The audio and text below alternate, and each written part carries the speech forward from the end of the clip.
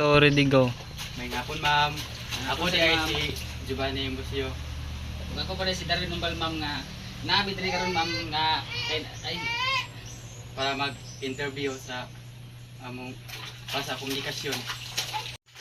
So, hi everyone, my name is Carl Francis Bitokmo and I'm part of the team of Darwin and Bosyo. So today we were gonna interview my mother, which is employed in Anakan Health Station. Ayun ang sipil, kinaganti kun ma'am. Ano gamay nga pangutana ma'am. Unsa imong posisyon sa trabaho ug unsa nga klase nga organisasyon imong trabahoan? ay maayong hapon sa inyo ha. Ako di ay si Pilisarda Tukmo, 48 ang Panginaron. Ang nagtrabaho ko isip usa ka BHW, Barangay Health Worker. Og ana ako nagatrabaho sa Nakan Health Station, under na siya sa City Health Office sa Hingoob. Mao to kadawang pangutana namo ma'am. Unsa nga tumaagi sa komunikasyon imong kasagaran gamit sa trabaho? Sa amuhang trabaho, kinahanglan gyud ang open communication face to face. Kay labi na gyud nga kanang mga pasyente among ikaatubang, mga bata. So kinahanglan face to face, open communication para amo silang mapasabot ug maayo kung unsa man ang ilang angay buhaton. Ilabi na gyud sa katong mga tawo nga adunay balatian. Ikatulo, di unsa pagtabang sa komunikasyon para mahimo nimo og tarong imong trabaho. Dako kay katabang ang open communication tungod kay kanang sa imo silang gawin nga imo silang ikaatubang kung unsa man ang ilahang mga problema, ilahag yung maistorya sa imuha, then imo sad silang mapasabot og maayo. Dapat naka-experience ka og problema sa komunikasyon sa trabaho. I-describe gamay ang nahitabo. Sa ako nakaagi na ko og kaning kasi tulong Ako to nang ban.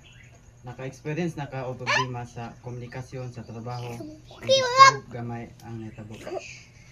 kami perminti gid ni maka-agbat og kuan problema sa communication. Ilabi na gid kanang miscommunication, kanang dili kanang message relay lang among gamiton bitaw nga naa lang misuguon nga tawo nga para mapaabot didto, ilabi na gid sa among pasyente nga among gatambalan, kanang ma-miss, kanang dili mao ang pag-relay sa message. So kana siya magka-problema gid mi. So ang angay namong buhaton para dili na mahitabo, amo gid silang i-face to face. Ilabi na gid pareho nako nga BHW ko na ako'y treatment partner. So kinahanglan ako gid ang moatubang dito para ako gid ang makaistorya sa insakto, ako ang makapasabot sa iya sa angay niyang buhaton. Ikalima, yun sa man na pagsulbad ang problema sa komunikasyon.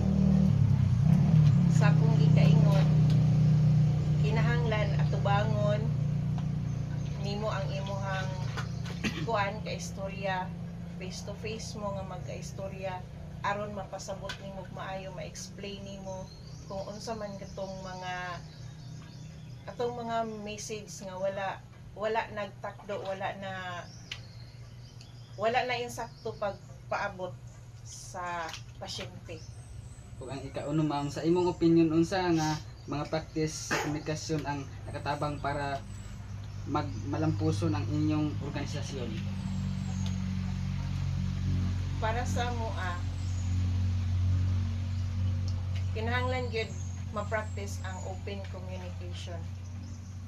Kay para kuan kanang ilabi na ako mag-open communicate kay para walay problema between sa amo ang BHW o sa kaning amo ang pasyente. So kinahanglan open communication mi sa usab-usa kung sa may iyang gibati, kinahanglan yang i-istorya sa ako din ako usab maka-explain po ko sa iya kung unsay angay niyang pagabuhaton, din unsa po'y dili niya angay pagabuhaton. Ug ang last nga pangutana namo ma'am, unsa nga mga kahanas sa komunikasyon og importante kaayo para sa estudyante nga magtrabaho pohon? Alang sa inyo nga padulong mga estudyante karon nga puhon-puhon makagraduate kanang manarbaho mo. Para sa inyo kanang kuan lang gyud. Maayo mo, a good listener mo, then maayo sad mo explain, maayo mo communicate sa kanang inyong isig katawo. Ilabi na gyud sa kanang applyan ninyo sa kanang trabaho. Lang yun.